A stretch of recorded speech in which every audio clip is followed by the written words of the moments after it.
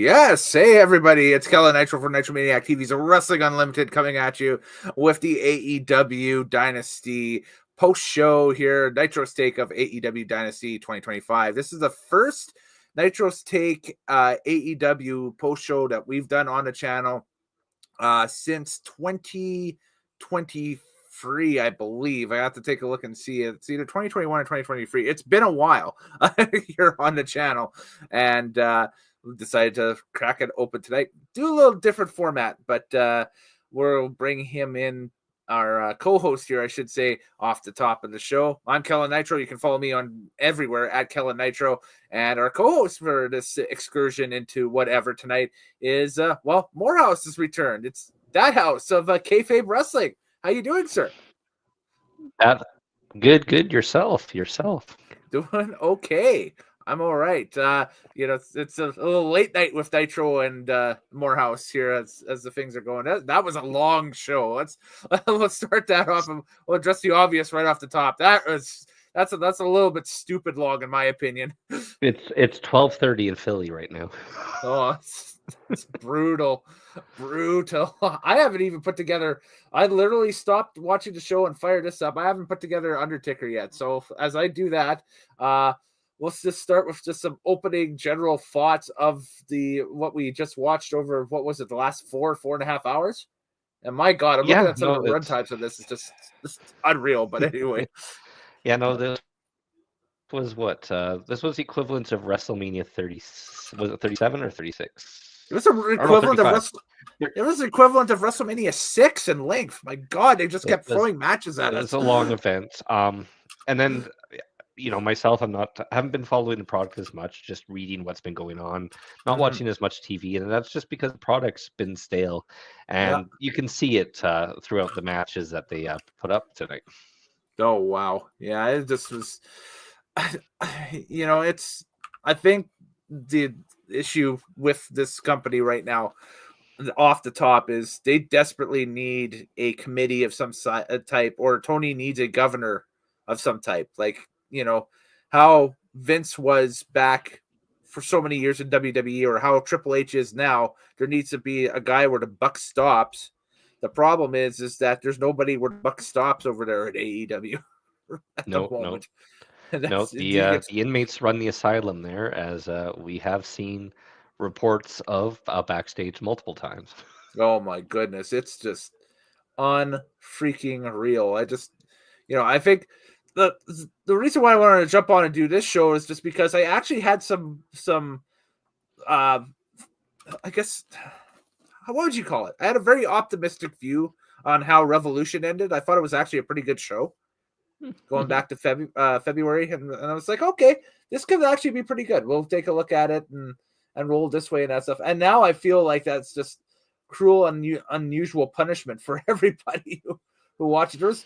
I know JD from New York. He's kind of a controversial figure, as it is in the wrestling blogosphere and in online reviewing and so on and so forth going forward, right? Or as we're talking about here, I'm trying to multitask at the same time and do that. But he said that the show was lifeless, and it felt like there was not really much life to it.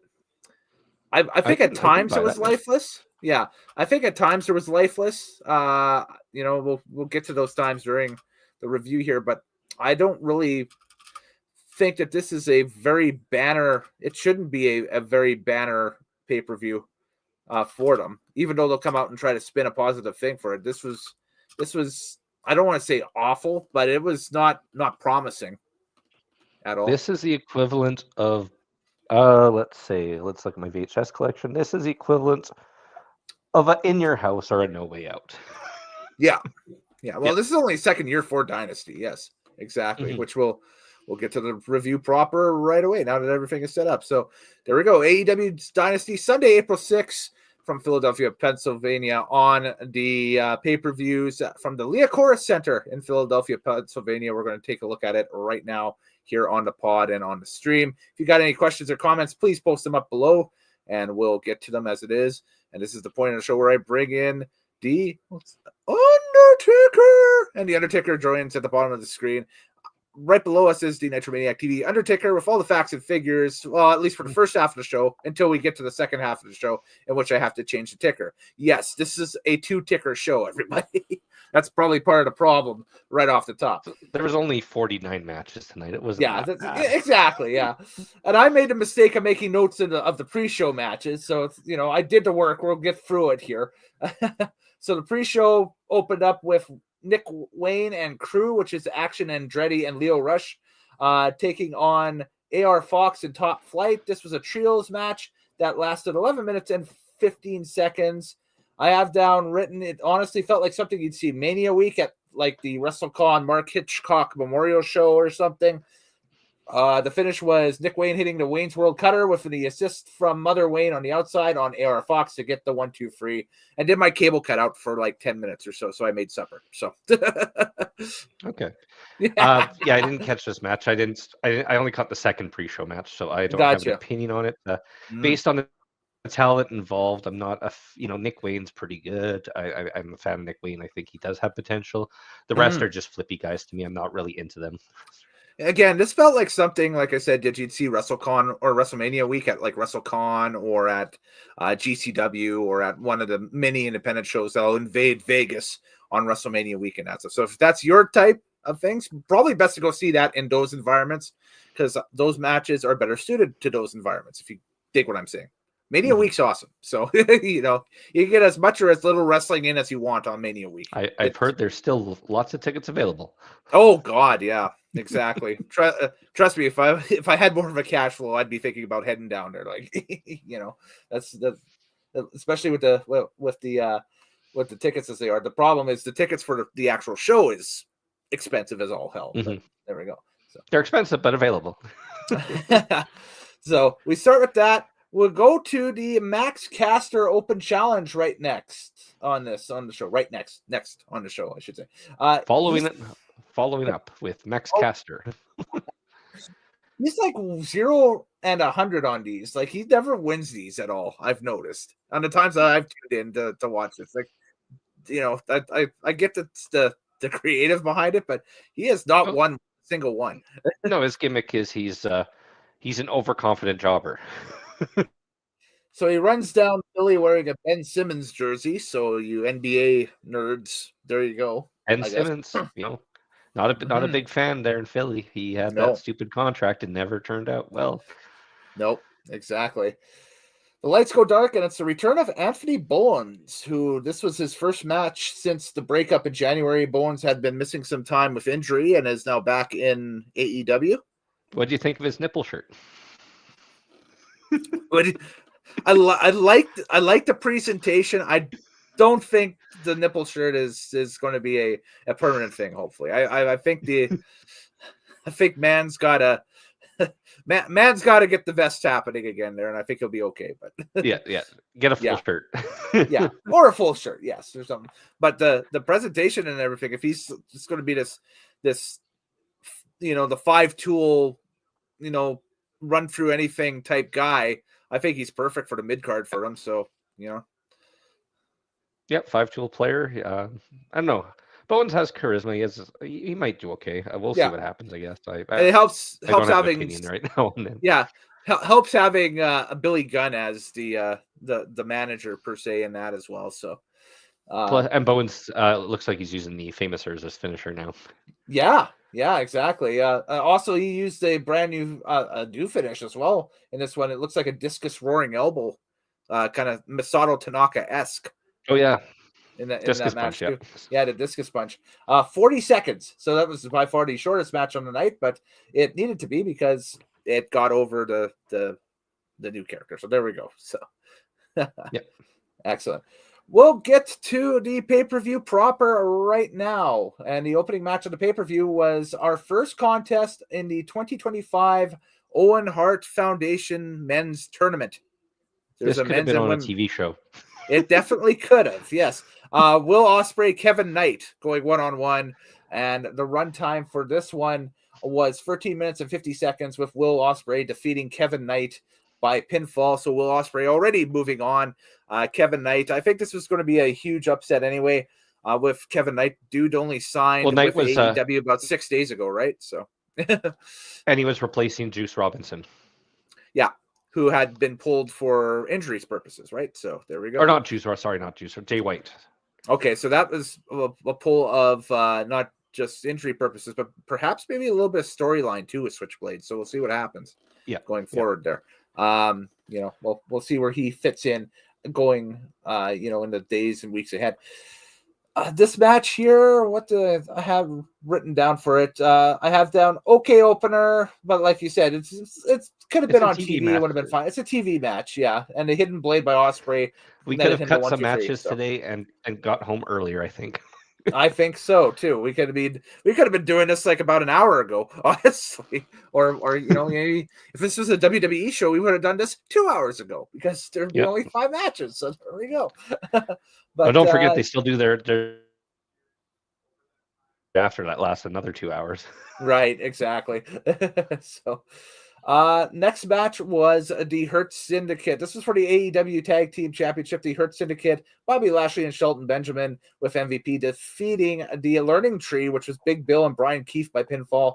11 minutes as well.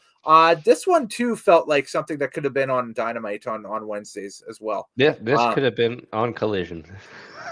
I think with Bill, he looks good, but I'd move him away from Keefe and Jericho at this point.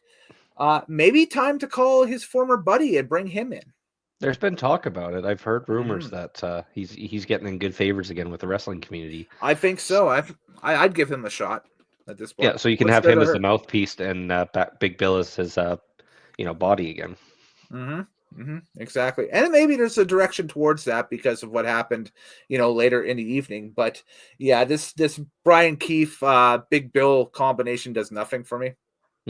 Like less than nothing. So no, it's been on. How long have they been Learning Tree now? Well over a year. Well over a year, yeah. And they have done nothing. This dates back to the Owen last year and even before then a little bit. So and they've really done nothing. Yeah, for sure. They tried to be like the dominant faction over on Ring of Honor, and that hasn't done anything. And then my opinion of the Hurt Syndicate, I like the Hurt Syndicate, but it feels like we're just remembering old WWE memories with them. A little bit, yeah. It's not its own. It doesn't have its own vibe. I find it really doesn't have its own vibe. It's kind of like a retread of the Hurt Business in WWE, and it is a Hurt Business. Yeah, and there's talk right now that they're talking about potentially bringing in Cedric Alexander as well, right? So if it is, then it's really a retread, right? So yeah. It's like, yeah, I guess it's fine, but Bobby and Shelton are both in their 50s. MVP's also in his 50s. Cedric's almost 40. The group doesn't really have a lot to go forward with. No, it really doesn't. It really doesn't. Feel free to throw your comments and questions up into the comment box wherever you're watching. I know we're out on Facebook tonight and we're over on YouTube. I didn't get the Instagram chat going or anything like that tonight just because we literally finished the show and fired us up and it's late. So I'd like I was already in here ready waiting. Well, good for you. Yes, I literally had to roll from one end of the room over here. So there we go. But that's fine. We then moved to the first round matchup in the women's side of the Owen Hart Foundation, the Owen Cup, basically, on the women's side. We had Mercedes Moné versus, do I have that? Yes, I do. Yes, Julia Hart. Hart. A battle of the TBS champions, the current and the flagship, if you will, TBS champion. Well, the new flagship that they're trying to establish, I guess, with Jade being over in WWE right now. Yes. So the runtime for this thing was 13 minutes right on the dot, with Mercedes Moné winning by a what was it, like a crucifix? Yeah, they were. Yeah, it was a crucifix. It was a counter pin. Yeah. It was a counter pin. Yeah. Counter pin situation. That's a. Yeah. I was always excited to see this match just because it's two smaller athletes doing their thing. And I think, especially with my love of women's wrestling, especially women's Joshi wrestling, the smaller athletes are fun because they're quick, small matchups that really usually pack a lot of punch and they're very digestible. Shimmer was filled with these type of matches back in the day when they were a company that was operating that stuff, where you get two smaller athletes going head to head one another, and there's not really a heavyweight amongst the two of them, but they're both kind of like build, like quickness, stuff like that. It's usually a lot of fun. This again, another TV match probably that could have been saved for a Saturday night or a Wednesday night. This is going to be. I know this is the overriding theme of the show tonight. Is there's a lot of TV matches here, but I actually like this one. This was a good matchup between the two, and who knows? Maybe they'll run this back for the title one day. I thought they started off kind of sloppy. They started off actually very sloppy, but they did pick up momentum halfway through, and I thought they carried the match well to the end. It was a tough match to begin watching, but about 3 or 4 minutes in, they started picking up pace, and it's like, oh, okay, this is good. So yeah, they just had to get that chemistry going. It took them a little bit. Yeah. So, but Mercedes Moné moving on. This was kind of, you looked at the brackets and it's kind of like, I think Julia's going to take a little bit of a fall here and that stuff, especially if they're going to try and move her into the potential world title program next. So I don't know. And I think they kind of already spoiled the whole tournament with having Athena on the other side.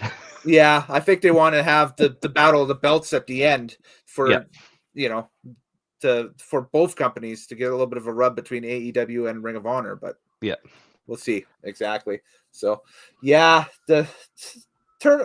he likes his tournaments, doesn't he, Tony? And it's still one of those things that I think TL and I were talking about years ago. It's like, dang, this dude likes his tournaments a lot.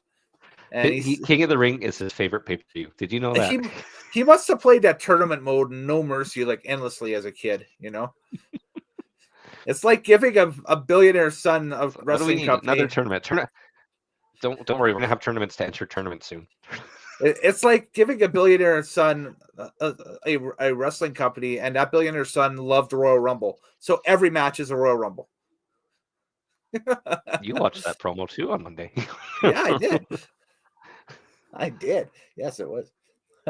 If we have some time, we might talk about some of that stuff too. But World Trios Championship was on the line next, and that was a match that ran 14 minutes and 45 seconds. It was the Death Riders, Claudio Castagnoli, Pac, and Wheeler Yuta.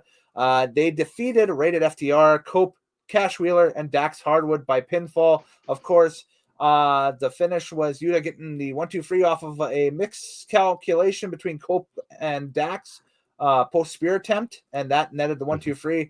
And then post match, Dax pile drives Adam Copeland.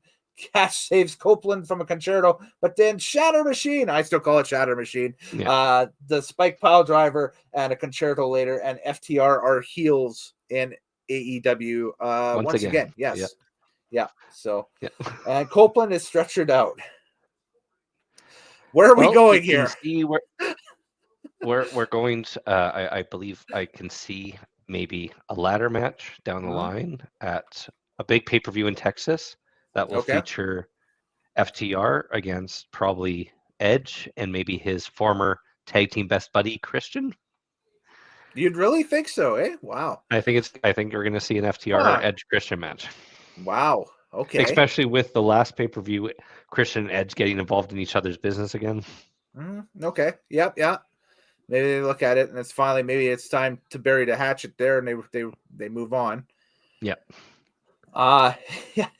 He's going to need somebody, though. That's about the only thing, because a 2-on-1 handicap match against FTR is not probably something that will draw much. I mean, that's a good throwaway match for a week of TV, but I don't think I'd have it on pay-per-view. Two guys in their early 40s versus a guy in his early 50s.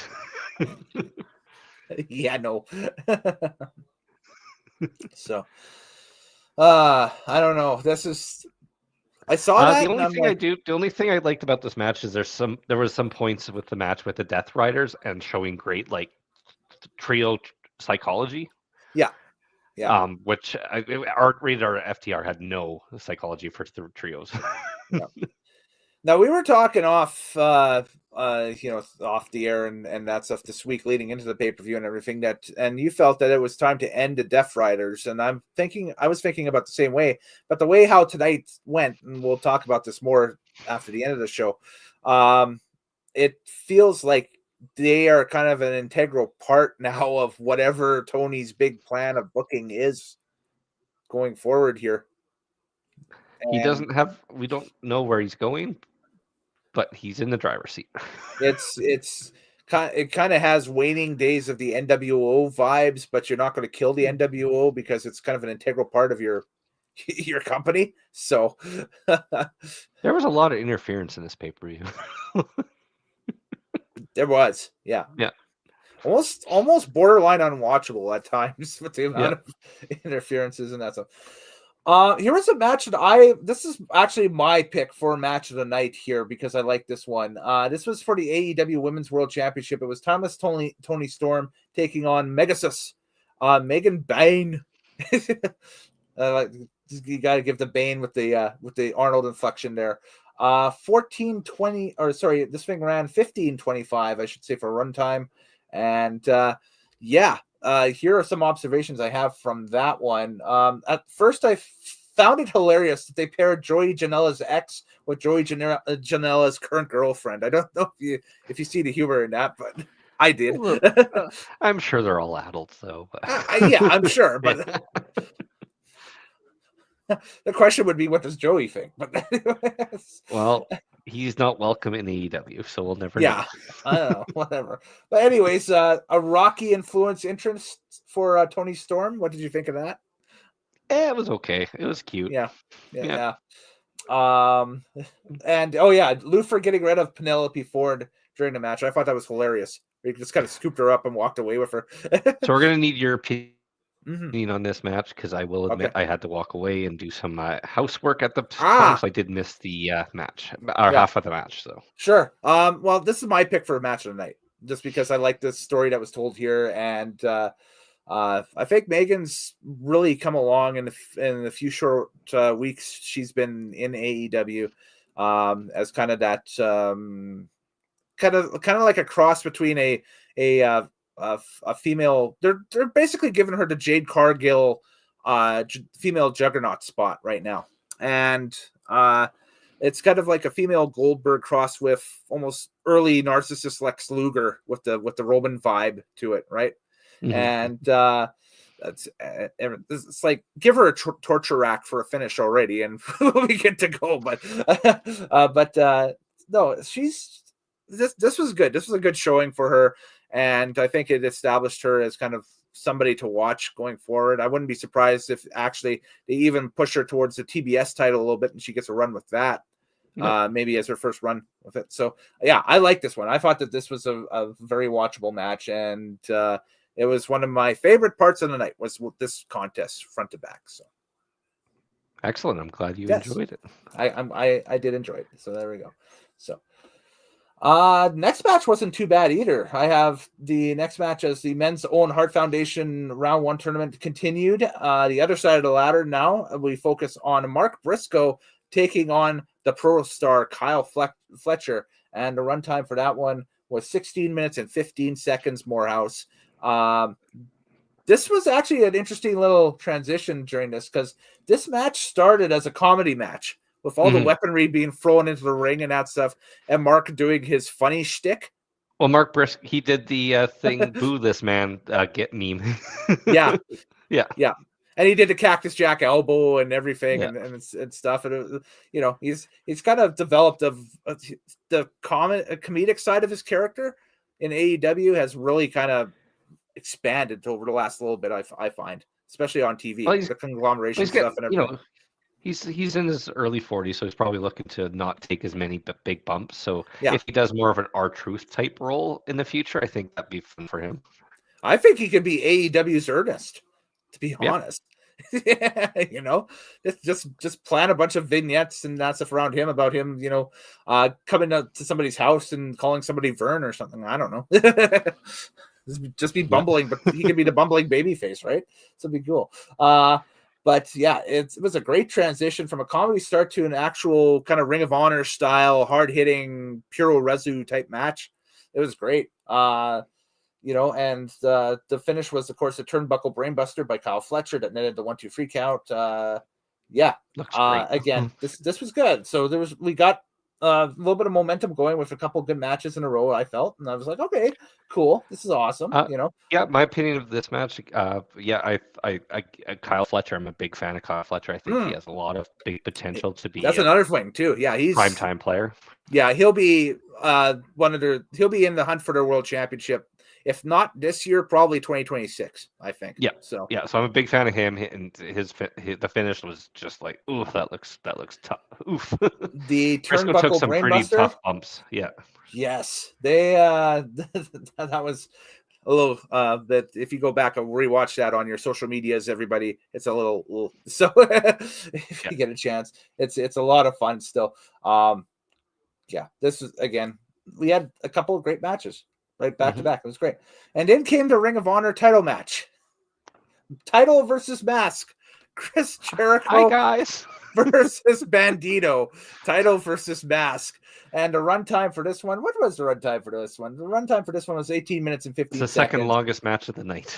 Actually not anymore. They've put the updated times for the two main event matches. We'll get to those. Third longest. Still long. Yeah.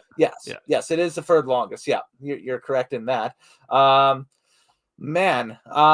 because that thing at the end, but the 60-second delayed vertical suplex by Bandito. That was taking the Davey Boy Smith spot to the next level, I think. It went on too long. Yeah.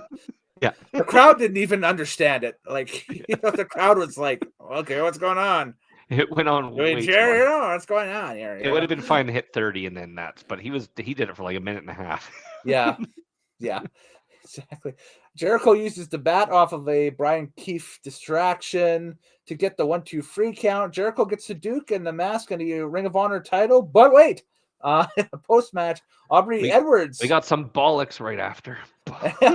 Finds the bat at ringside, and the match restarts thanks to Bandito's sister and mother. Hated the finish. The 21 Plex and Bandito is the Ring of Honor champion. So, man, has Ring of Honor fallen, eh? That was a bad finish. It's why sad. Did you change? You should have committed to your decision. If I've never seen like, oh, he used a weapon, ref. What? Yeah. He did. Let's call it. Yeah. Ring of Honor has just gone absolutely into the tubes of what it's not even what Tony even promised it would be at this point. Really, so. Yeah. No, at this point. At this point, just sell it to WWE, but they like having the tape library. That's why they have Ring of Honor. Because they have access to this amazing tape library, right? So the tapes are way more important than the product. Owning libraries is what you need. Yes, exactly, for that type of stuff. Oh, do we have a caller? We have a caller on line 3. let's bring him in. Hello, caller. You're live. Oh, hello. How are you tonight, sir? I am sleepy. Us too. This was a long freaking show, dude. We're about about 6-7 matches in on the. We're talking Jericho right now. That's exactly where I picked it up. Okay. So, your thoughts on the chicanery at the end of that thing? Because what the hell was that? That's Jericho booking himself. That was a terrible finish. Yeah. Yeah. So he uses a bat on somebody. Mm-hmm. And it's fine. The ref doesn't see it. The match is over. But then the fan's like, hey, the ref, I'm a fan. See that bat? The ref's that like, wasn't a fan. That was his Bandito's mom, sister. To me, it's a fan. Yeah. If I'm a ref, it's a fan. It is. Yeah, it makes sense. That is true, though. There was just somebody sitting out in the crowd and just being like, look, he used a bat to the referee that's not officiating the match.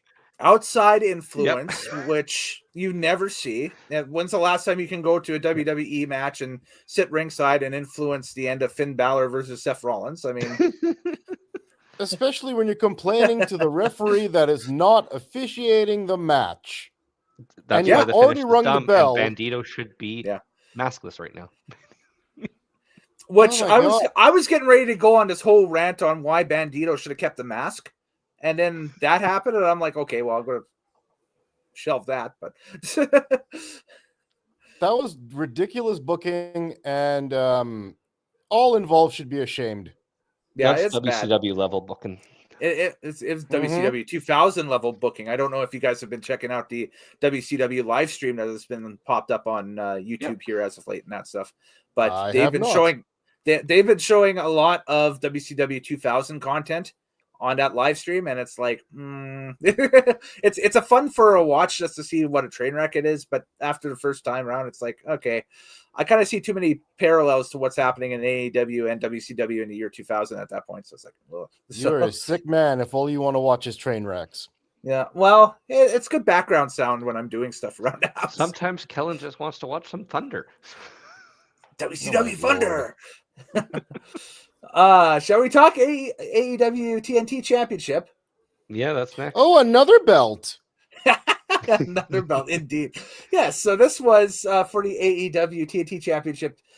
Match was 15 minutes and 35 seconds. It was Adam Cole defeating Daniel Garcia via pinfall, and Adam Cole is finally a champion in Ring of Honor, in AEW. Got Ring of Honor on the mind now.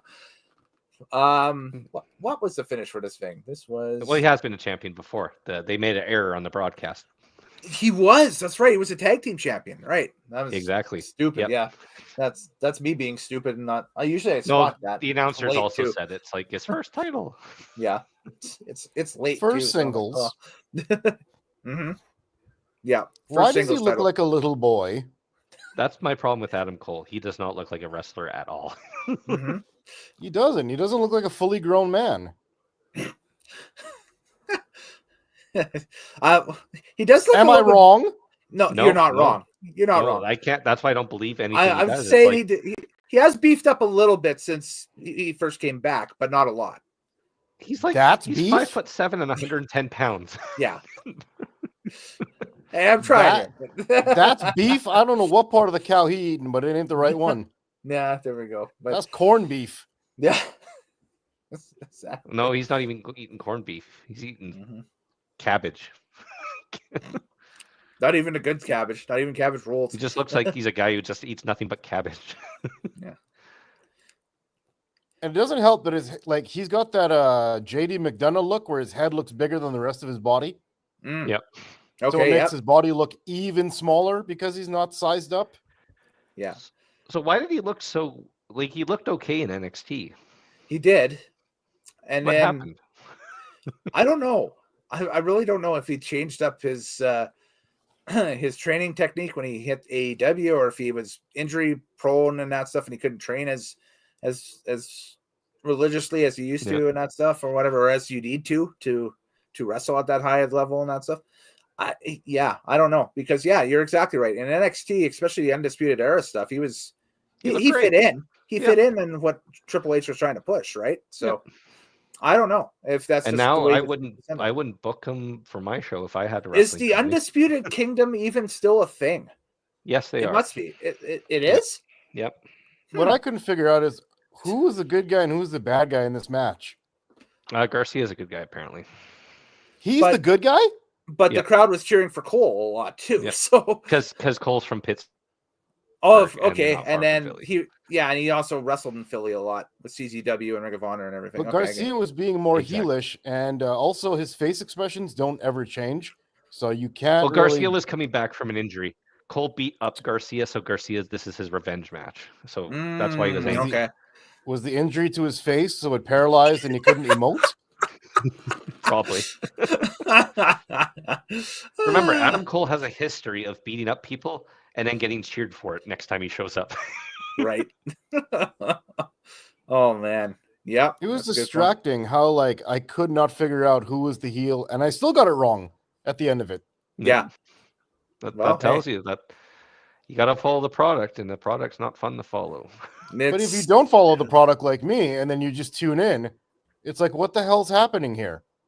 And you cannot figure it out. Well, in this point, anyways. Well, yeah.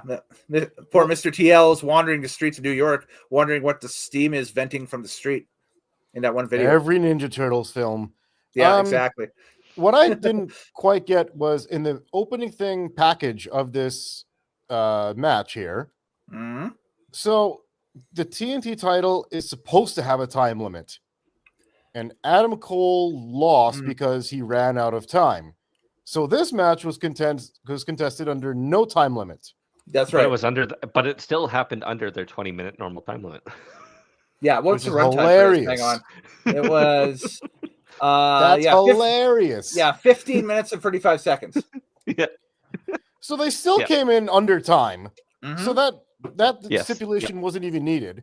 Well, that's because Didn't the next two matches went 31 and 32 minutes respectively. Oh Lord. Let's One of which I get fell to this. asleep for and got back up to get on here. But also I'll jump to the one where you'll get ragey about, and then we'll get going here. But before this match, I'm like, okay, but that's a stipulation of the belt. If you run out of time, you run out of time. You can't just take that part away from it. Yeah.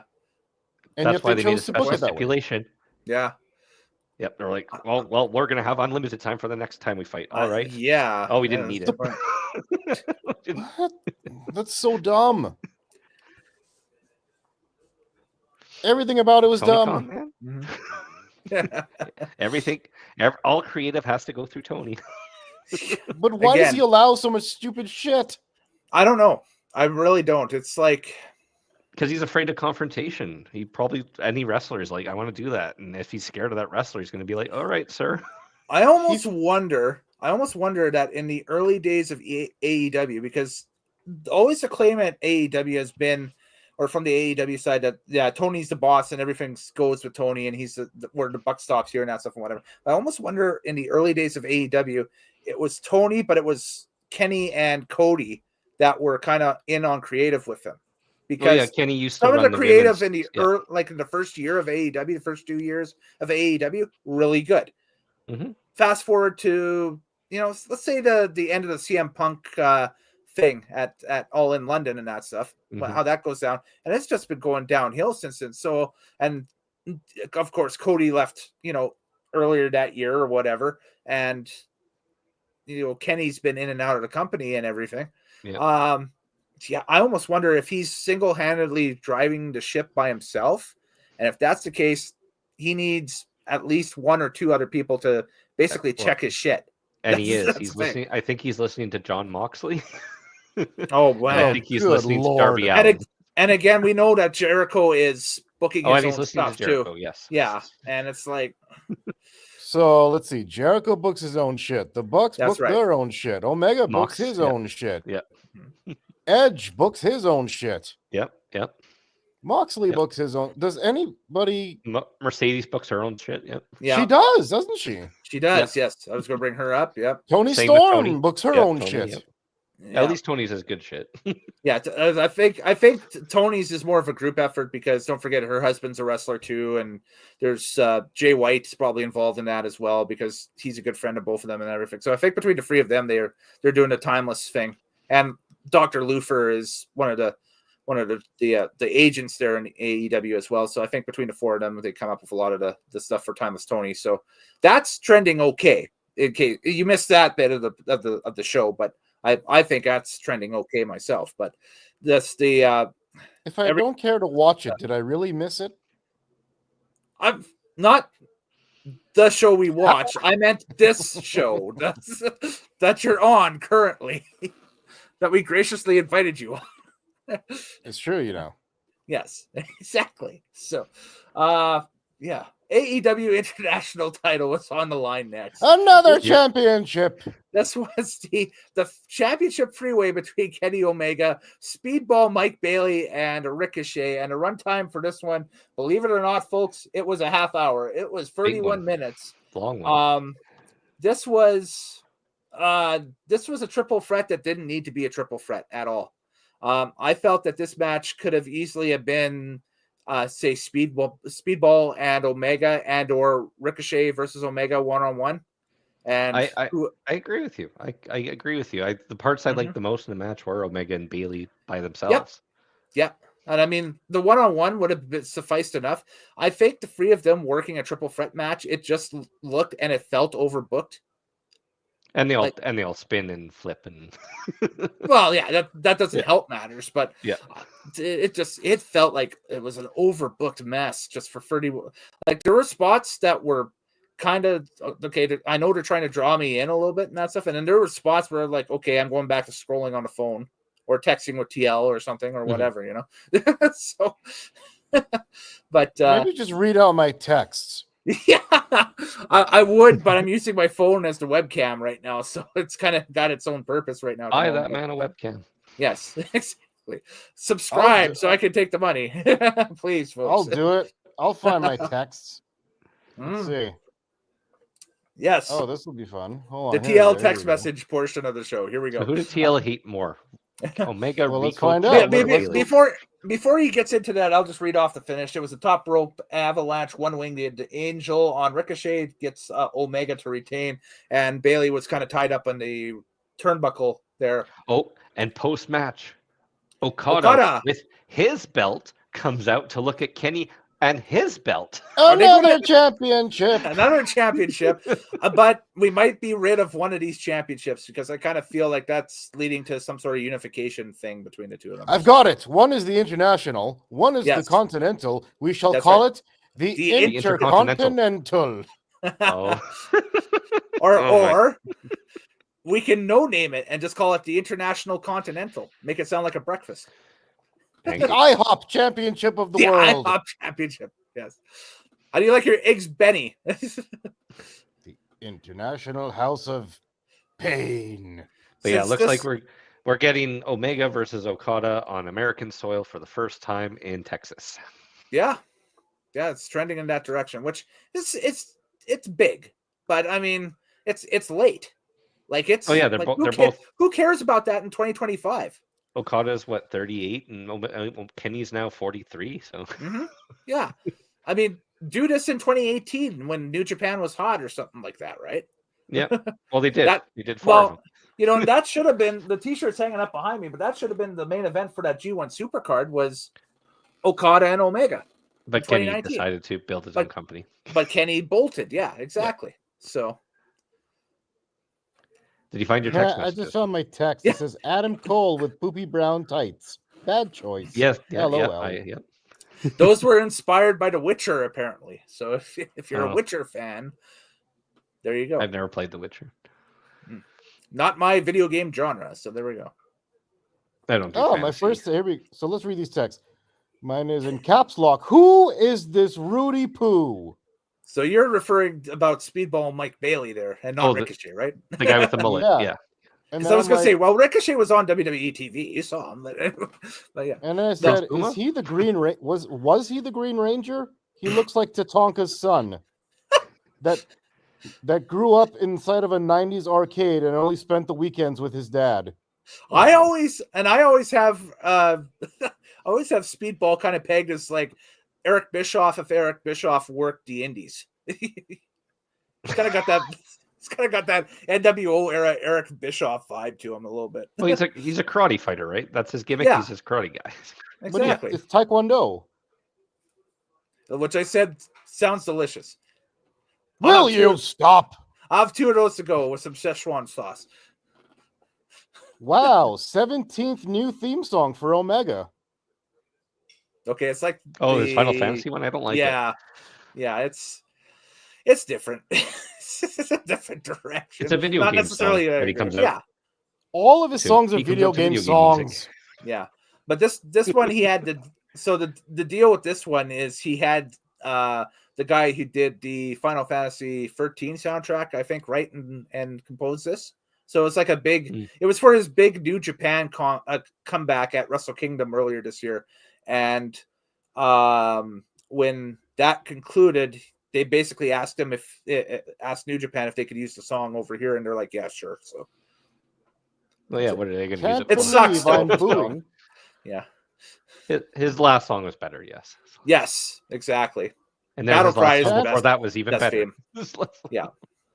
Can't believe I'm booing 2 Canadian pro wrestlers, but AEW finds a way. Who is screaming like a girl on every move? Oh, Speedball, yes. Yeah. He's got the Lex Luger syndrome of going, ah. Yeah, he shattered his leg. Yeah. Apparently. Good Lord, Ricochet has no charisma. He just looked into the camera and said, I look too good with a straight face. Well, remember, It's that 6 who thinks he's a 10. well, he somehow he bags Samantha Irving, so there we go. But she's a little loopy too, I've heard now. Yeah, I heard she's a little nuts. Yeah. Prince Puma was genius because it took away Ricochet's biggest flaws, his face and his voice. That's in response to the text that I said that it'd be better if Ricochet came back as Prince Puma. Yes, Prince Puma was cooler. Yeah. Why does everybody point? This has been going on since the Bandito match. That I didn't notice, but if you noticed it, Ken, Everybody points at each other. Yeah. Now he points. Double finger. Now he mentions finger. it. Yeah, before they're going to do a bit like I'm pointing at you and I'm going to do an impact move now. Yeah. Okay. I have to go back. Everybody and did it from Bandito onwards. Nothing but pointing. Yeah, because even Swerve and Mox both did it. Yeah. Okay. Maybe I'm dull to it, but I'll give it. Kenny always does it when he does V trigger. Well, yeah, that's part of the V trigger. He's done that for years. Is that so? I hate everything about this. I hate it. I hate it. Unacceptable with lemon grab gif. This is the point where everybody was flipping and they did like a choreograph. I'm going to go outside. Now I'm going to dive outside. Now I'm going to dive outside. 1, 2, and 3 in a row. Mm-hmm. So you know how Tony Khan loves tournaments? Ricochet and Speedball qualified for this match by winning a tournament. Yeah, there was a mini eliminator tournament going into this, which led to the Owen Hart tournament. The Owen Hart tournament going on at the same time. Which, but they're also hyping too that a bunch of AEW wrestlers are going to go over to New Japan for the Best of Super Juniors tournament coming up in a couple of months, and then no doubt that some people will be going from AEW to New Japan to do the G1 Climax tournament, which will be in New Japan. And then at the end of the year, guess what we got? The freaking Continental Cup tournament. Yes, another tournament. Yep. Why can't this child afford shoes?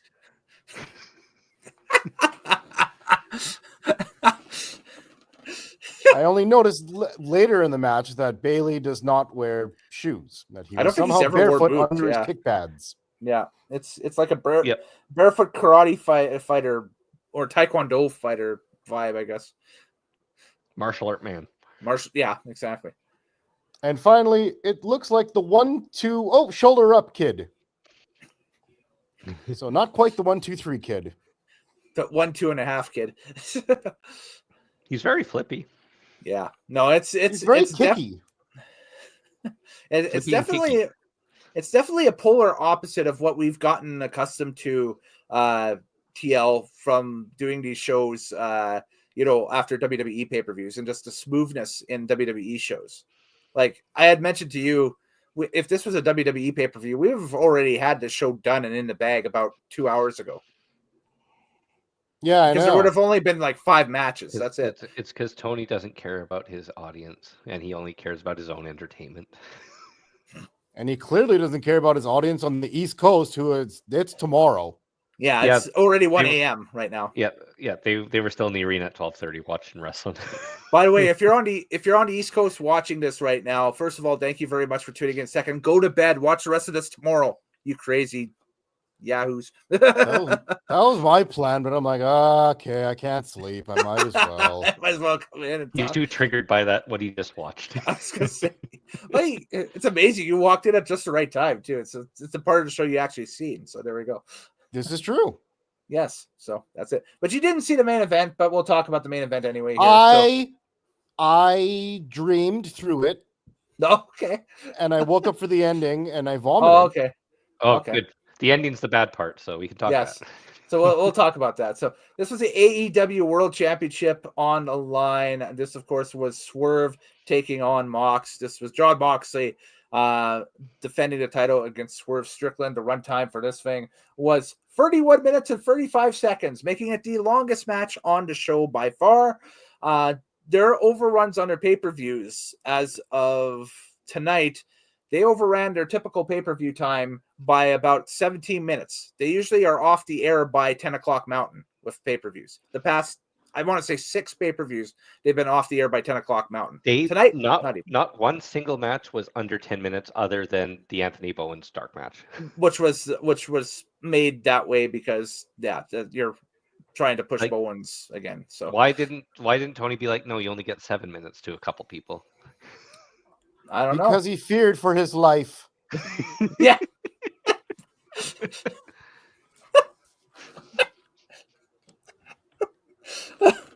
Line of the night. There we go. Yes, because he feared for his life. Yes. By the way, if you will rewatch that video again and that stuff, the altercation between Punk and Perry and then Tony Khan. Tony Khan's a good 3 feet away from that altercation. He has a hallway right alongside him that he could easily just kind of jet and exit stage left if he had to. His monitors just got shuffled. That's all that happened. I mean, it made him fear for his life, guys. This isn't funny. I'm saying he had an exit plan. Why didn't he use it? Or there was an exit route for him. He was too busy fearing for his life. Samoa Joe standing in the corner, just warming up, watching the whole thing too. And I would think he would step in. So yeah, and I'd be more scared of Samoa Joe than CM Punk if I fought one. Am I going to be scared of, guy who lost matches in the UFC, even though he tried hard, or Samoa freaking Joe? I'd be probably more scared of Samoa Joe than the UFC guy. Mm-hmm. So, mm-hmm. not knocking Punk in any way, but if I ran into either in a dark alley, I'd be fearing for my life a little bit more with the big Samoan dude. Yeah, fellas, we are a year too late. Yeah, we are 2 years too late. 2 years too late. Oh, late. It's been that long? Yeah. It's been that long, yeah. Anyway, let's move on to the main event. Let's talk about this main event. We got Mox and Strickland. Definitely. Oh, I'm half expecting the briefcase to open up and not be a belt there one day. Who cares? It's Undertaker's or what was the chain that they kept in the briefcase in WWF? Oh, the when Kama Razor Ramon's chain. Yes, Razor Ramon's chains. IRS kept Razor Ramon's chains in a briefcase. There we go. Yeah, yeah. I thought you were talking about the Kama melting the urn down into. No, that was a different thing. Yeah. Yeah. So there we go. Yeah. Finish for this. What's in the damn briefcase? Why does that matter so much? What's in the box? So, finish of this thing. Mox threw a chair and took out the ref. Hangman Adam Page hits the ring, but the Death Riders hold him off. Hook, Joe, and Shibata fight off the Death Riders. So that probably sets up a blood and guts thing, or at least a stadium stampede at the next pay-per-view, I would think. I was thinking about that. I'm like, oh, Mox is going to hold this for a little longer, isn't he? A little bit longer, yes. The swerve stomp and the lights go out, and it's the Young Bucks showing up in the ring. They take out Swerve Strickland. Mox retains the belt. Lots of confusion as they go off the air. Whose side is who on? Who can you trust? Who cares? I went to sleep. Wrestling trope in the planet, and it makes for a great value WrestleMania instead of actual WrestleMania happening on this weekend because WWE decided to run 3 weeks later. So Kellen and Mr. Teal. So what I see here is the Young Bucks run away from AEW because John Moxley and the Death Riders arrive and they don't know how to handle this. Mm-hmm. 6 months later, the Young Bucks return, side with the man they ran away from, and nobody knows why. If you can't beat him, join him. That's basically it. That's what you're looking at. Yep. If you can't beat him, join him. Yeah. And again, blah. And you can tell the crowd was drained by the time it got to this match. There was no reaction for this angle at all. It was just kind of like, oh. Well, they've seen everything there is to see. This is watching your team give up a 5-goal lead in the third type energy at the end of the show. They were like, oh.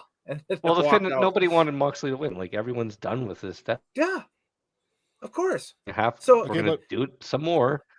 But also, they've seen a million false finishes already. What more are they going to see now that they've brought it back down to regular wrestling for the first time? We had our 7th match with run-ins. 7th match today with run-ins. Here's my problem, and this is something that you have taught me, Mr. TL, and that stuff, is to look for things on shows and that stuff, especially with doing like the classic Nitro takes that we do with Craig Fraser all the time and everything like that. Is you got to look on these shows for the person that they are building up to be the next one in line to take the title off of whoever the champion is or whatever, and what they're doing. Right, that guy's on a mountain. The problem is that guy is on a mountain. The problem is that guy is Darby Allin. And what is Darby Allin doing right now? He's training for a hike, or not a hike. He's climbing Mount Everest. Like, we're not talking a metaphoric climb of Mount Everest. He's physically going to Nepal to climb Mount Everest. And Tony's like, you know what? This is fine. The guy that's supposed to be beating Jon Moxley for the title is not working any matches right now or anything. He's not even on AEW TV. And he could be dead, because climbing Mount Everest, people die doing that if they don't know what they're doing. Mm-hmm. There's risk. In case you don't know Darby Allin, he does some pretty wild stuff where I'm surprised he's not dead already. Yeah. Didn't he get hit didn't he get in like an accident and hit by a bus and still wrestle the next? Same as it ever was. Like, didn't someone throw him in a body bag full of thumbtacks and just throw him off the ledge blind? Yeah, Moxley. Yep. That's part of their feud. Yeah. I feel like he doesn't want to live. But not sure you want to give that man the belt. At this point, Tony would strap it on the corpse at this point. Darby Allin would enjoy that. It's absurd. They will use his corpse like a sled that he could slide down the mountain once he's been climbed. There is nobody on the show tonight that you look at to be like, okay, that might be the next guy for Mox. Yeah, Kenny's already booked elsewhere. Kenny's already booked elsewhere. You might be able to squeeze Ospreay in there, but the problem is that, you know, with Ospreay, he's in the tournament. He's busy. He's busy with this tournament, and the winner gets a title shot anyway at All In, right? So yeah. And who's the wild card? Like, this Hangman Page is supposed to be fighting a wild card. Is this? And the wild card always wins. And AEW, the wild card always wins. Is it a guy from New Japan that we don't know about? Is it a who recently got released from WWE? Nobody of value, just trainees. Baron Corbin. It's Baron Corbin. Sonya Deville. Sorry. Bishop Dyer. Odyssey Jones is the 8th man. Odyssey Jones. What about MJF? Is he still a thing? He is, but he only wrestles when he feels like it. He's getting into a feud with the Hurt Business for some odd reason, or some he's sort joining of the Hurt Business. He's joining supposedly. Yeah. So I'm almost wondering if he's going to oust MVP as their manager, and that's what's going to happen going forward. You know, with that. Oh, and then MVP brings in like Cedric and some other guy. Yeah. Maybe. I don't know. That. Yeah. So, but again, that's another guy that could be going for that title, and yet nothing with him. Like, there's nobody on this card tonight. You look at these matches, and you point out and say, okay, that's the next guy. Mm-hmm. Not at this moment. You got some future projects happening, like guys like Fletcher and Kevin Knight and that stuff that are either brand new to the company or guys that you're just trying to build, but they're not there yet. Daniel Garcia. They might put Daniel Garcia in that spot next, but he's not ready. Yeah, he's definitely not ready. It doesn't quite have the same ring to it. Kevin Knight. Nope, doesn't work. How about Kyle Fletcher? Nope. I am not running away from a man named Fletch. Hey, that was a good movie. That's a good movie, though. That is not an intimidating name, good sir. Or a Hutch. Or a Hutch. Or a Hutch. Yeah. Oh, yeah. I did laugh in this match near the end there when Adam Page didn't know who to hit, so then he just got bollocked. Yeah, he took too much time. He took too long. It made me laugh because when he was looking at Swerve, I don't know how to explain this, but just the look in his eye said the N-word. But then he switched focus over to Moxley. Adam Cole did. I mean, that's the Adam finish. Cole. That's the finish I would have done. The finish I would have done is Adam beats up Moxley, lets Swerve win, and setting himself up to potentially fight Swerve at All Out. Yeah. That would have been a better story. That would have been better than whatever they did here, where they just run in, and get the But anyway, knocked out. yeah, just an absolute cluster of a show. The problem is that the as we're talking right now, the press conference is going on where Tony sits in front of the that's the problem. Tony Khan. Yeah, exactly. And nobody in that press corps has the balls to call him out on booking at all anymore. He's paying them. Why would they do that? Well, on top of that, people have in the past, and he's always gave the same answer. Well, I don't see it that way. I feel that we're blah, blah, blah. And it's like, no, you got to hold him to task. Be like, this sucks. Anybody that ever questioned him got fired under auspicious reasons. Or disappeared or never seen again in that stuff. Or, they sued at a comedy club. Sued at a comedy club or gets attacked by people on Twitter and that stuff. So to the point where they're either deleting accounts or deleting their own accounts or whatever. Hug. Tony has thin skin. He certainly does. And the problem is he has money to pay people to, do his dirty work. So it's you don't dare talk bad about the mob boss. You know what I mean? I love how AEW went like, ooh. I know. And the thing is 2019, 2020, early 21. It was good. And then even the fact that I pointed out, wasn't the show just a lower bowl sellout? It appeared to be. I know that at certain parts of the arena they had people up in the upper bowl, and then I was trying to Google online. It's a small arena. Holy the Liacouras Center is an NCAA basketball arena. It's only a 9,000 seat arena. Good Lord, that's a tiny arena. Because that wasn't even the Wachovia Center or whatever they call it. The Wells Fargo.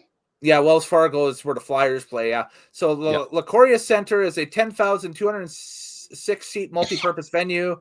It is on Temple University, so that's who plays there for the NCAA is Temple's men's and women's basketball teams all the time.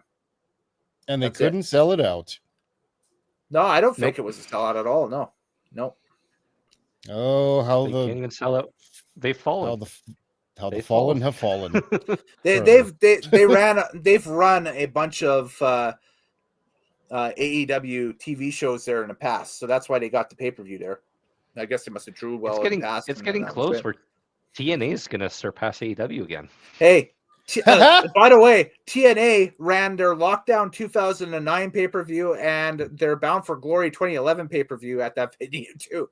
I'm just looking at this on the Wikipedia.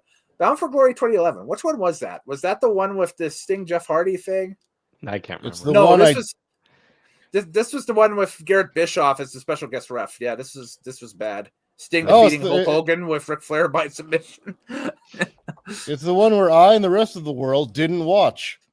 We haven't gotten into the heart of TNA yet with Craig TL, and I eagerly await the day of that. But yeah, as I say, just watching AEW compared to like WWE and TNA and other companies, like AEW's, it's becoming third best right now. Mm-hmm. No, it's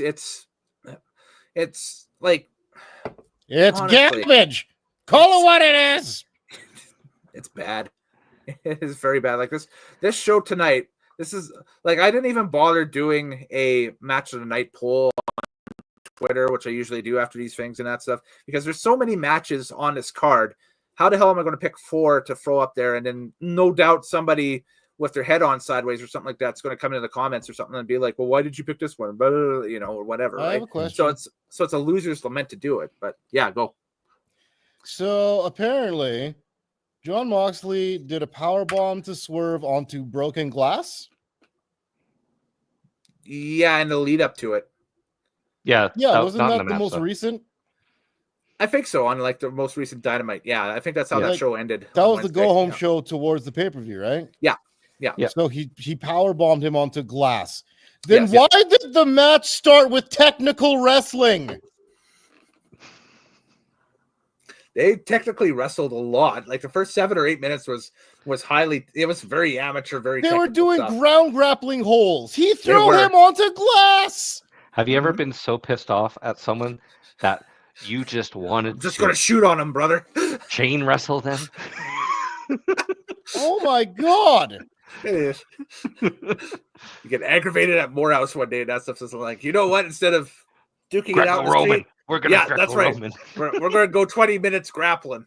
We're gonna you threw me through my mom's glass coffee table. I'm gonna hit you with a fireman's carry.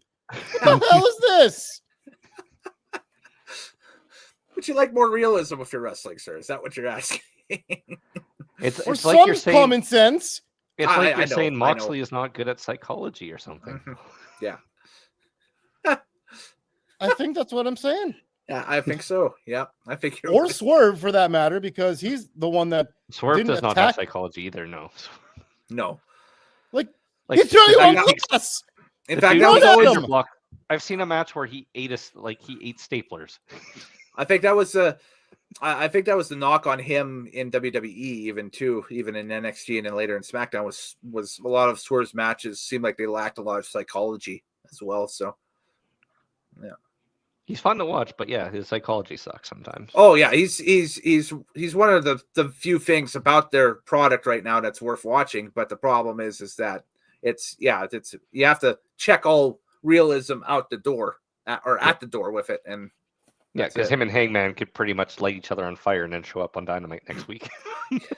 They literally over Christmas, TL ran a 24-hour loop like a Yule log of Swerve's house on fire with Hangman Adam Page sitting in front of the house sipping whiskey from a tumbler. I think I saw that. Yes, like a Yule log. And yeah, you're right. Didn't also Swerve got power bombed onto a cinder block? Mm-hmm.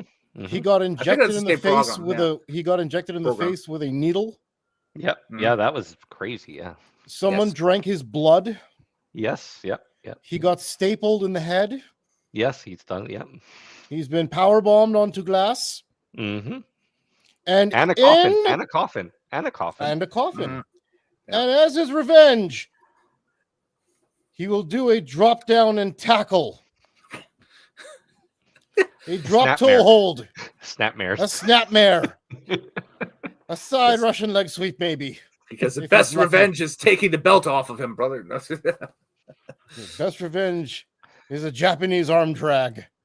Arm drag. The lack of logic destroys my brain, and I fell asleep during this match. And I woke up to come on here. Yeah, well, we appreciate you jumping on. Yes. Moorhouse and I are going to give our ratings out of 10 here, and then we'll see what happens after that. But my rating out of 10 for the show, I'm going to give it a 4 out of 10, which makes it the lowest rated show that we've done this year from my side. Literally, it's too many. There's too many matches in this thing. The two matches I did like, I talked about. The Toni Storm Megan Bain match I was very likable for me. I like that. And then the one right after, the Briscoe Fletcher first round match was good. Everything else was like an expanded edition of their weekly TV to what the hell are they doing? So that's why it gets the 4 out of 10. This could have been a TV show. It definitely could have. It could have been 2 weeks worth of TV, but instead we just marathoned it through 5 hours. And this should have been wrapped up in 2. I'm happy I chose sleep. Yeah. My rating looking back at it. So during the late second half of the pay-per-view, I was actually catching up on some work at the same time. Yeah. So that will tell you how interested I was. I will give it a 3 out of 10. Okay, that's fine. Yeah. That's just a little bit of the night mine. For me was Fletcher Briscoe. Okay. Yeah. Yeah. So there we go. No, hey, right on. That's on par of what I got. So a 4 and a 3. That's it. And TL, you don't have to give a rating if you don't have to, because it wouldn't be fair because I only saw 5 matches, which is like 1/3 of the pay-per-view. Yeah, but that's still like 4 hours. So instead, TL, you have to tell us one thing in the wrestling world that you saw this week that you liked. It can be from any promotion. Never. Here's what I'm going to do instead. Oh, I'm going to rate this out of 5 instead of out of 10. Okay. Fair enough. That's Oh, more but- fair because I'm only Sure, ranking half the show. put all the work on me because now I got to change the freaking Chiron around. Okay, go for it. Damn right you do. Yeah. You will do what I say and give it a 1 out of 5. Okay, fair enough. Which is, you can still give that out of 10. You just said like 2 out of 10. That would have been fine. 2 out of 10. 1 out of 5 is 2 out of 10. But it wouldn't have been accurate because I only saw half the show. Okay, It's all fractions, man. it is still the same percentage. But what if something happened in the first half of the show that would have made it better? Okay, No. you do have a point, but No, there was nothing up front. there was really like in this show there really wasn't. But I'll just going forward, I'll give you that. That's smart. SMRT. I mean SMRT. SMART. But I still want to hear one thing in the wrestling world that happened this week that you liked. Oh, one thing I liked. Yes. All right. It can even be WWE. Like, I mean, I know that the build for WrestleMania is ongoing and that stuff, and we could touch base on that kind of quickly here too and everything. I didn't watch SmackDown this week, but I caught Raw, and I laughed at the main event with Rhea and Aew and Bianca as a guest referee. I thought that was really funny. I can tell you something I liked that I watched that was wrestling. It's some show called Let's Fucking Go, LFG. WWE FFG. Yeah. Their training show. Yeah. Yes, that's the one Which that's I on later A&E found out and that's USA. not what it stands for. Apparently, it stands for Legends and Future Grades. I'm like, you guys really confused me on that acronym. So, No, they did anyways, it on purpose. They did that on purpose. yeah, It's like But- how NXT is next, but without the but not really. But yeah, I did see that Evander Holyfield's son, Elijah Holyfield, is on that show, and he looks like $1 million. Okay. That doesn't like if he's only had 3 matches ever, and he looks like a monster. So yeah, the future of wrestling might be happening on that show, and people don't know it yet. It might be a good show, to check out then. Yeah, because you got him, Braun Breaker, Jacob Fatu. You got your big 3 out there. Well, there's already multiple, second and third generation guys that they got over there. Like, I mean, they're gonna have a flooding of it here shortly too. WWE has no shortage of talent right now. No, they're talent rich. That's why they have all these shows. Okay, to be fair, I do not consider Evander Holyfield a wrestler, so he wouldn't be first generation. I mean, he would be first generation if he got there. He's would be, with WWE. He's a Nepo baby. I don't know, man. There's nothing Nepo about this. There's nothing Nepo about this. You got to see this guy. He looks like I said, he looks like he's ready. He looks like an actual, a brick shit house. All right. The brick fireball. Yeah. Mhm. I love it. Cool. Yeah, I have to check that out. I have not seen a single episode of LFG yet, but I'll have to sit down and check it out. Much like WWE Evolve, because a lot of the ID talents are on WWE Evolve, and that's on YouTube. And I should actually sit down and watch an episode of that and see what that's like. But Well, funny enough, I didn't even mean to. Well, go ahead. Yeah. No, go you. I was saying I didn't even mean to watch the show. It just happened to show up on TV while I was eating a Reuben sandwich, and it just was there. I'm like, what is Let's Fucking Go? And it turned out to, and I kind of liked it. It was pretty cool. And it is very behind the scenesy. Yeah. Well, what they're trying to do is they're trying to award, I think, like one male and one female. One wrestler gets an NXT contract. Yeah, NXT contract or something like that. Yeah, but they don't eliminate people. Apparently, they're trying to win points for their whoever their teacher is. Yeah. So there's Mickey James, The Undertaker, Booker T, and Bubba Ray Dudley. Yeah. And then they bring in like guest, like I think this week DDP was a guest. Yes, he was. Yeah, or something, right? Because they did finishers. Yeah. And then like last week, was last week Gunfer or something like that? Because everyone's finisher is now the diamond cutter. Everybody's pulling cutters out now. Everyone already pulls out cutters. Didn't friggin' didn't Moxie pull out a cutter tonight? Yeah, everybody had. Well, Nick Wayne pulled out a cutter in the first match, and then everybody just followed suit. So it was cutter night, apparently. Tope suicida, cutter. Tope Suicida.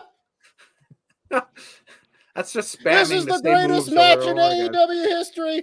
There's another cutter. Tope Suicida. You forgot the Canadian Destroyer. Yes. Somebody's going That's to the bust finish. out a Canadian. Yeah, that's the finish. That's not a finish anymore. It used to be a finish.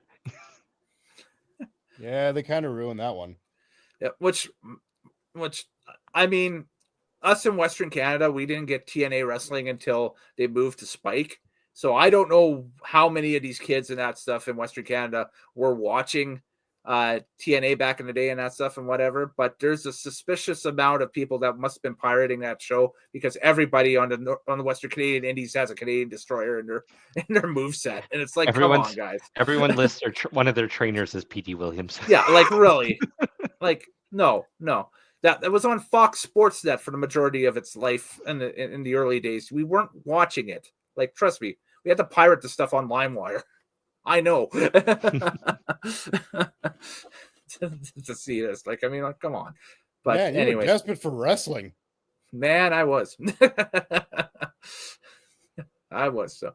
But anyways, yeah, that's our look back at AEW Dynasty. Not really a dynastic show. It was kind of underwhelming, honestly, to tell you. You could say this show should die nasty. Nasty, yes. Dynasty. Ooh, I like it. So, well, while I got you guys here, I guess we'll talk about next weekend on Sunday. We'll be back on live at an earlier time slot at 7:30 Mountain Standard Time as we welcome Mr. TL back into the show, and we welcome back Craig P. Frazier with his pick. It is a classic Nitro steak. And by the way, Moorhouse, you're invited too if you're not doing anything on Sunday night. We are watching this week, or we have watched, and we'll watch again, or in my case, watch again, I should say, SummerSlam 1998, and give our opinions in a 2025 kind of view on how that show holds up. You know, the highway to hell. The highway to hell. Yes, exactly. From Madison Square Garden in New York City back in late August of 1998. It's got Taker and Austin. It's got the ladder match between The Rock and Triple H. It's got the oddities and whatever they're involved with Sable. And I think Owen Hart was feuding with Shamrock. Oh, yes, that's right. The Lions Den match is on that, too. Yes, that's right. I got forward to see that, right? So it's got it'll be a good stream. It's a lot of good content for a good stream in there. So I have a question. Well, yes. After Craig's pick, who's next? Is it me or you? I think it's me. Okay, because I already have my pick ready for whenever it's my pick. Okay, well, it will be a very controversial pick. Oh, TNA. No. It is a pay-per-view. It's a pay-per-view that I have never ever watched before. Oh, okay. So you're going to definitely give us the first impression, or we'll get to do first impressions with that then. So, Over the Limit 2013. that's the wrong thing to say right now. I can't believe that those crappy WWE pay-per-views from the early 2010s are now considered classic material. That shows you how old we're getting. It's like, come on, man. You know, Breaking Point. Breaking Point, yes. 2009 Breaking Point. How about Capital Punishment from 2009? Did that have R-Truth on it? Ooh. I believe so, yeah. I think it did. That's a crazy time because you know what the next pay-per-view was? Money in the Bank 2011. It was Capital Punishment 2011, and then right after it's the whole Punk thing. It's like, wow, what a different world. Yeah. I remember that actually so vividly because they were trying to give R-Truth the like main event push. Yeah. And then all of a sudden CM Punk drops the pipe bomb, and then you've never seen R-Truth do anything important ever again. They buried him, or not buried him, but they pulled him out of the main event scene like nobody's business. It's almost like Vince is like, "What the hell was I thinking?" I mean, they did give him the match at Survivor Series with Miz and The Rock and John Cena was kind of a make good for that. Then, maybe. That's a house show. No. No, that was Survivor Series. Come on. No, that's the equivalent of a house show tag team match. That is true, but it was Survivor Series. But anyways, Survivor Series is the lowest ranked. But anyway, let's move on. All right. Yes. We'll tell what we'll do here is we're going to tell the Undertaker to rest in peace for this episode. And we'll start with Moorhouse with our wrap up here. Kayfabe Wrestling. What's happening with that? I know that's something you're getting off the ground here. Yeah, so I'm working with Stampede Wrestling footage. I'm going to be doing some Stampede Wrestling retrospects and profiles. Cool. So looking through famous wrestlers that have traveled through Calgary that you don't know about, like Jake Roberts or no one else coming to mind right now, but there are several. Yeah. Ted DiBiase. I don't think Ted ever made it. No, Ted's never been here. Yes, he has. Dave Schultz has. Ted DiBiase has. He was in a ladder match in Stampede Wrestling. Really? Oh, okay. Yes, he was. Okay. I watched a ladder match with Jake Roberts. That was a weird match. Maybe that's what I'm thinking. Well, well, and then there was that ladder match between Bret Hart and Bad News Allen back in the day too, that they claim is like the first ladder match that ever existed. Or Bret Abdullah the Butcher. Yeah, their ladder matches are weird in Stampede though, because they have the ref hold it, and it's a single-sided ladder. And it's going up to a scaffold. And they weren't going after a belt; they were going after a bag of money or a $1 bill or something, or something weird. A beer. A beer. He's ascending the ladder. Oh, he's got the bag of money. By the way, if you want to laugh, Moorhouse, go back and check out our retrospective episode on the Stampede Corral Stu Hart's birthday show. Yeah, I got that one too. Yeah. Good Lord, that was a fun yet rough episode. That was the one from '97, right? The one from '95. Yep. Or '95. Yeah. Yeah, December of '95. It's with Stu the Hart. WWF co-show. Yeah. What an absolute shit show. Yeah. Stu Hart's birthday show. When was his birthday? In April. Oh, it's in December now. All right. Well, just true. But that's anyways, true wrestling logic, isn't it? That's true. Better logic than we saw tonight, I guess.